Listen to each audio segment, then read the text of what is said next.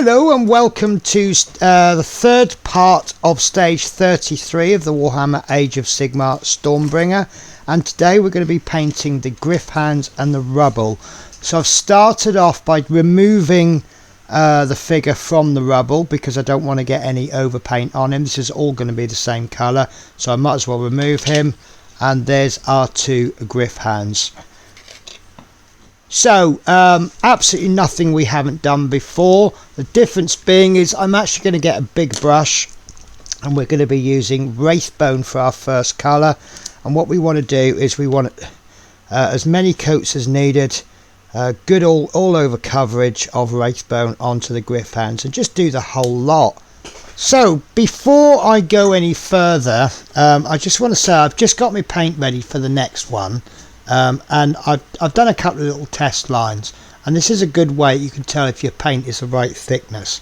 What I've done is I've got one brush mark. You see I've made that big long line all with one brush, and you can see it's just ever so slightly see-through. This is one I done earlier, and that's not so see-through, and that's a good way of telling when your paint is thin.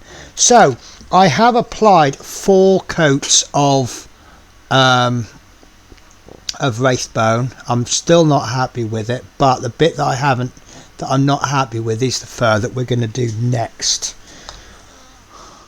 So what we need to do is we need to get our Abaddon black, and we need to base coat the feathered parts and talons of both Gryph Hounds, and with Abaddon black. Clean your brush frequently. So this is it with the black on. Now you may have noticed I used a small brush and just went around the edges, and I blocked it all in, and then once it's all blocked in I just went over with a big brush. I'm lazy, I like to use a bigger brush, and I've gone from one extreme to the other now. This was not an enjoyable experience, but this was very, very pleasurable. That's one coat and it's gone on nicely. It looks a bit patchy for some reason, the light's hitting it funny. But it is actually a good coat. Now I have slightly boo-booed. It's not the end of the world. This Abaddon black is actually stage 4. What I've done is I've missed stage 2 and 3 out. So stage 2 is an application of contrast Gryph Hound orange. It's not going to be a major problem. The next 2 stages might actually wreck the black. We'll come to that later. We'll just go back and we'll touch it up. So when the base coats are fully dried, shade both Gryph Hounds with Gryph Hound orange, avoiding the heads. Now I'm using this straight from the pot, and I'm going to use a bigger brush. Just got to be a little bit careful where I apply it when I get to the heads.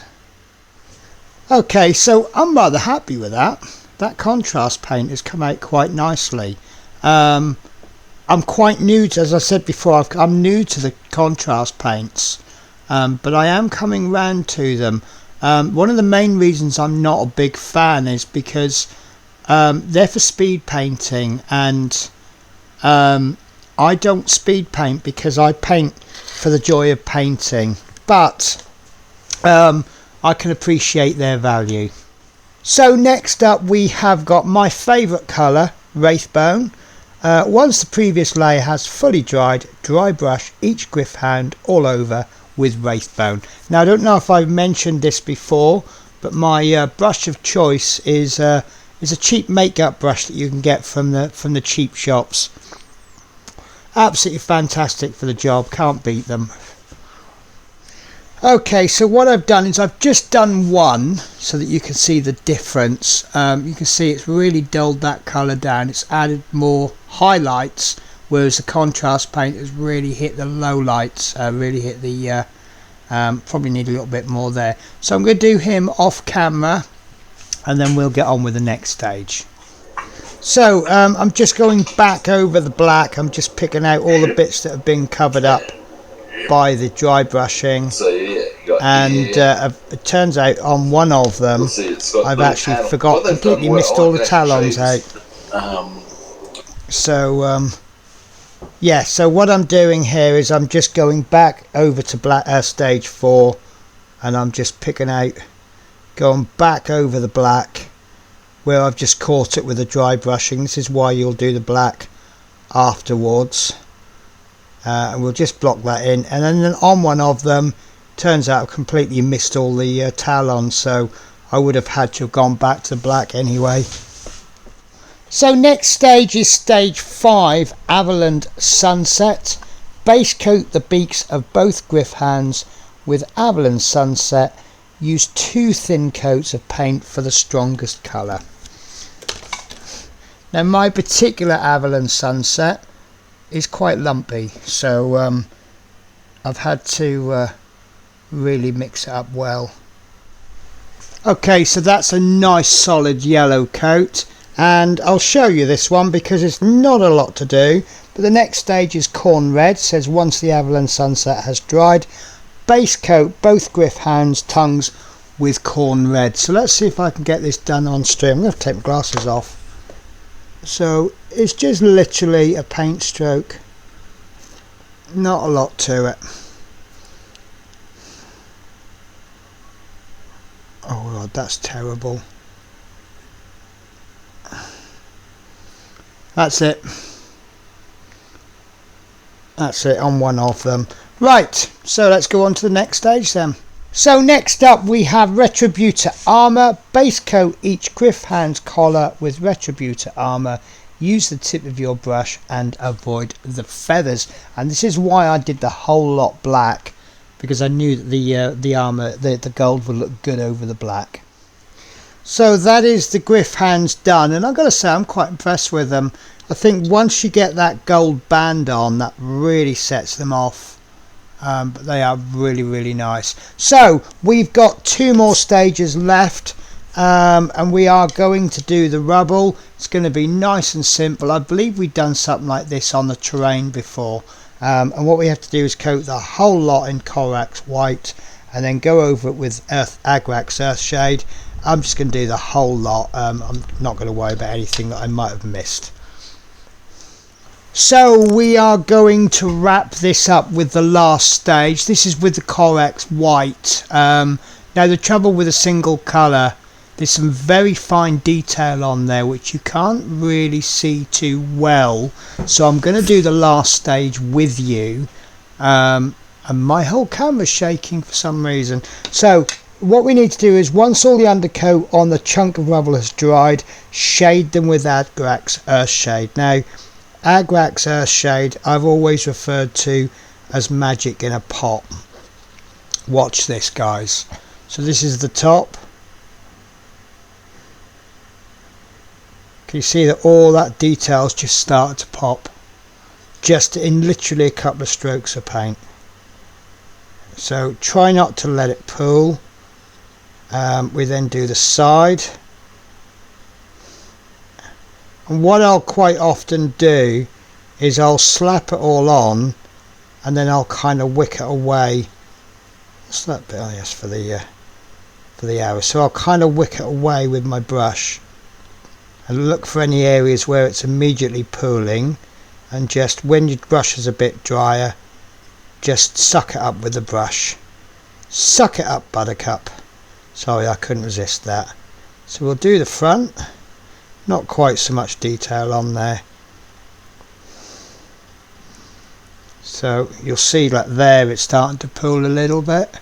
I don't know what's going on with my focus. I think what I'll do is I'll zoom out and bring it in. It tends to focus better that way. So there, we'll just suck some of that up with the brush.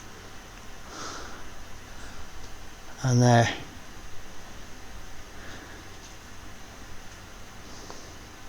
I do like my shades. I do say I'm not into the contrast and the speed paints, because I'm all about the painting, not playing the game.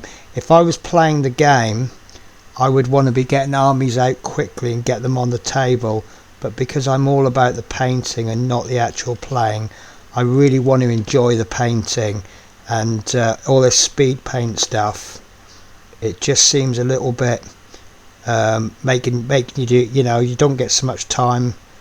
You take away that time at the table, Not knocking anyone who uses quick methods, but these washers, they do make detail pop very, very quickly, and it's kind of my exception to the rule. But then with washers, obviously I'm doing this magazine the Warhammer way, but what I would then be doing is I would be reinforcing you see that particular rock there, it's got 3 little recesses, so I'd be painting around that maybe with a Corax white, and then I'd be hitting some highlights, and I'd really be taking my time on it. But as you can see, like that, I think that is absolutely smashing. I love Agrax Earthshade is very good for dirt, and then you've got black, and it really depends what you're painting. I mean, when you're doing orcs, I think they call them now, the greens are really good. Right guys, so that is it. I've just had a little invasion from Shadow, because I think it's that time of night where he just wants a little bit of fuss. So I'm going to call this a day on this one. Absolutely smashing, absolutely love this. Once that's dry, I'll reassemble it, and we'll revisit it in a future magazine. Next week is going to be issue 34. Now that's a paint issue. In fact, I'll show you. That's a paint issue, so that will just be a single episode. And then issue 35 is an Arch Revenant, and that's going to be a double issue. So I will see you next week when we'll crack open 2 new paints. Take care guys, bye bye.